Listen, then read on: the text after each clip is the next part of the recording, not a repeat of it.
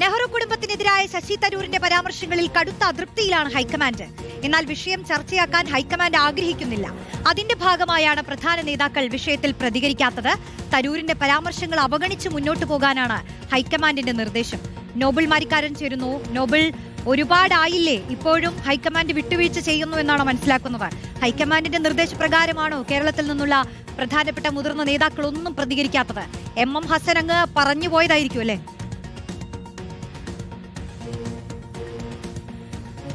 റോഷ്നി, ഇത്തവണയും അവഗണിക്കാൻ തന്നെയാണ് ഹൈക്കമാൻഡ് തീരുമാനം. കാരണം ഇത് ആദ്യമായല്ല ശശി തരൂർ ഇത്തരത്തിലുള്ള പരാമർശങ്ങൾ നടത്തി ദേശീയ നേതൃത്വത്തെ പ്രകോപിപ്പിക്കുന്നത്. പല ഘട്ടങ്ങളിലും പല മോദി സർക്കാർ അനുകൂല നിലപാടുകൾ അദ്ദേഹം പറഞ്ഞിട്ടുണ്ട്. ഇത്തവണ എന്താണെങ്കിലും നെഹ്റു കുടുംബത്തിന് എതിരായുള്ള പ്രസ്താവന, അത്തരത്തിലുള്ള ലേഖനമാണ് തരൂർ എഴുതിയത്. വലിയ ഡാമേജ് ഇത് കോൺഗ്രസ് ഉണ്ടാക്കിയെന്ന കാര്യത്തിൽ യാതൊരു സംശയമില്ല. അപ്പോഴും ഹൈക്കമാൻഡ് ഈ വിഷയത്തിൽ പൂർണ്ണമായും മൗനം പാലിക്കുകയാണ്. പ്രധാന നേതാക്കളൊന്നും ഈ വിഷയത്തിൽ ഈ ഘട്ടം വരെ ഇതിൽ പ്രതികരിച്ച് രംഗത്തേക്ക് വന്നിട്ടില്ല. അതുമാത്രമല്ല, പരസ്യ പ്രതികരണങ്ങൾ ഇതിൽ നടത്തേണ്ടതില്ല എന്നാണ് ദേശീയ നേതാക്കൾക്കും ഒപ്പം സംസ്ഥാന നേതാക്കൾക്കും ഹൈക്കമാൻഡ് ഇതുമായി ബന്ധപ്പെട്ട് നിർദ്ദേശം നൽകുകയും ചെയ്തിരിക്കും. പ്രത്യേകിച്ച് നമ്മൾ കഴിഞ്ഞ ദിവസം KC വേണുഗോപാലിനോട് ഇതുമായി ബന്ധപ്പെട്ട വിഷയം ചോദിച്ചിരുന്നു. അദ്ദേഹം പറഞ്ഞത് ഇത്തരത്തിൽ നെഹ്റു കുടുംബം എന്താണ് രാജ്യത്തിന് വേണ്ടി ചെയ്തത് എന്ന് എല്ലാവർക്കും അറിയാം. ആ ത്യാഗത്തെക്കുറിച്ചൊക്കെ ആരും അങ്ങനെ ഇകഴ്ത്തി പറയേണ്ടതില്ല. എന്താണെങ്കിലും അത്തരത്തിൽ പറയുന്ന ആളോട് സഹതാപം മാത്രമാണ് എന്ന് പറഞ്ഞുകൊണ്ട് ഇത് അവസാനിപ്പിക്കുകയാണ് കേസ് ചെയ്തത്. എന്താണെങ്കിലും അതുമായി ബന്ധപ്പെട്ടുകൊണ്ട് ഇപ്പോൾ നേതാക്കൾ ആരും പരസ്യ പ്രതികരണത്തിൽ മുതിരുകയും ചെയ്തു. നമ്മളും പല ഘട്ടങ്ങളിലും ഇതുമായി ബന്ധപ്പെട്ട് പല നേതാക്കളോടും ഇതിൽ പ്രതികരണങ്ങൾ തേടിയിരുന്നു. അവരൊക്കെ ഒഴിഞ്ഞു മാറുകയാണ് ചെയ്തത്. അതായത് ഒരു ചർച്ചയാക്കി ഇതിൽ വീണ്ടും